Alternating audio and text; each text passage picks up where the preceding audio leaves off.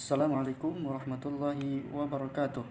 Hamdan wa syukran lillah, wassalatu wassalamu ala rasulillah, la nabiyya ba'dah.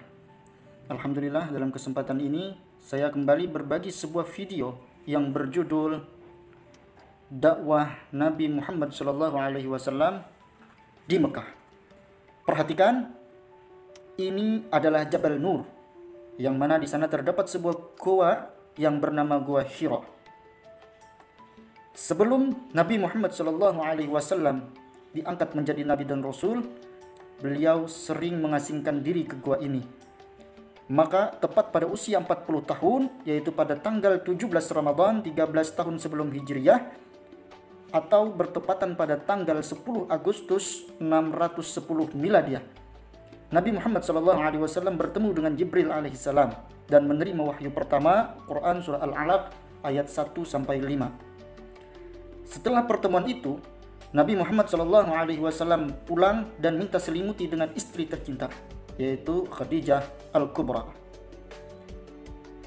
Saat Nabi Muhammad SAW dalam keadaan berselimut, Jibril alaihissalam turun membawakan wahyu yang kedua dari Allah Subhanahu wa taala, yaitu Quran Surah Al-Muddatsir ayat 1-7.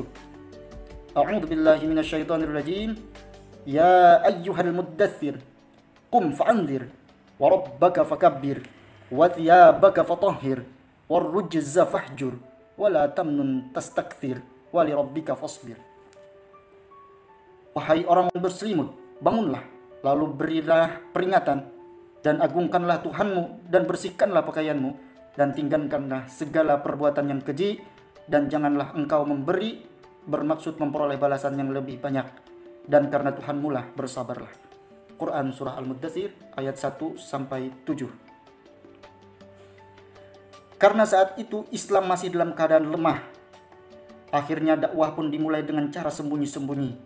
Tempat yang Nabi SAW pilih untuk berdakwah adalah rumah Arqam bin Abi Arqam Al-Makhzumi. Adapun orang yang pertama kali masuk Islam saat itu disebut dengan As-Sabiqul Awwalin, yaitu Khadijah Al-Kubra, Abu Bakar, Ali bin Abi Thalib, Zaid bin Harithah, dan Aiman. Namun setelah hampir 3 tahun dakwah secara sembunyi-sembunyi, akhirnya Allah Subhanahu wa taala menurunkan surah Asy-Syu'ara ayat 214-215 yang berbunyi, A'udzu billahi minasyaitonir rajim. Wa anzir 'ashiratakal aqrabin wakhfid janahaka liman ittaba'aka minal mu'minin.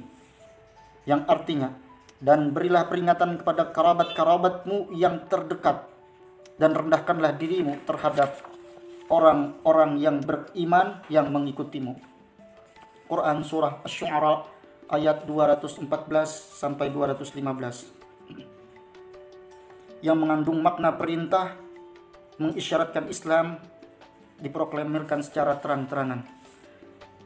Namun setelah Islam disyiarkan secara terang-terangan, tantangan dakwah mulai bermunculan, mulai dari bujukan Abu Talib untuk meminta Rasulullah SAW menghentikan dakwahnya, tawaran harta berlimpah, wanita-wanita cantik, hingga kedudukan yang tinggi. Namun semua itu tidak menggiurkan Nabi SAW, dan beliau pun menjawab, seandainya kalian letakkan matahari di tangan kananku dan bulan di tangan kiriku, aku tidak akan pernah meninggalkan dakwah ini. Kegagalan kafir Quraisy itu makin menjadi-jadi. Budak-budak mereka yang masuk Islam dibunuh dan disiksa. Seluruh pengikut Nabi SAW selalu diteror dan diancam agar menolak ajaran Nabi Muhammad SAW. Namun mereka sangat teguh dengan keimanannya, walaupun nyawa sebagai taruhannya. Kegeraman orang-orang kafir Quraisy pun makin tak terkontrol dengan kekuasaan yang mereka miliki. Akhirnya mereka melakukan pemboikotan dengan membuat suatu undang-undang dan mengasingkan Nabi dan para kaum muslimin lainnya selama 3 tahun lamanya di celah-celah kota Mekah yang bernama Syi'ib. Di tengah padang yang tandus dalam alam terbuka, jauh dari makanan dan minuman, hingga banyak kaum muslimin yang terkena penyakit dan wafat di sana.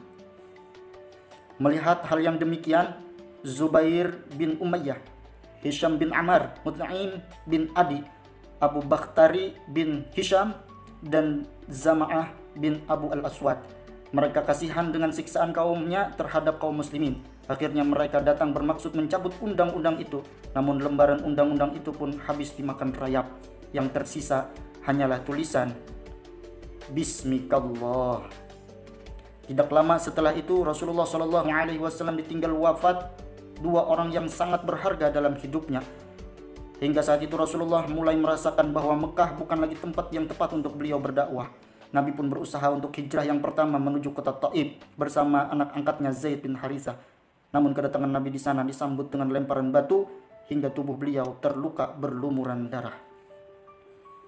Tak lama setelah itu Nabi SAW kedatangan tamu dari Yathrib. Ini adalah awal perjalanan Nabi SAW berhijrah dari Mekah ke kota Yathrib yang kemudian hari diberi nama dengan kota Madinah. Bagaimana kelanjutan kisahnya? Silahkan nanti simak pada video berikutnya tentang hijrah ke Madinah, sebuah kisah yang membanggakan.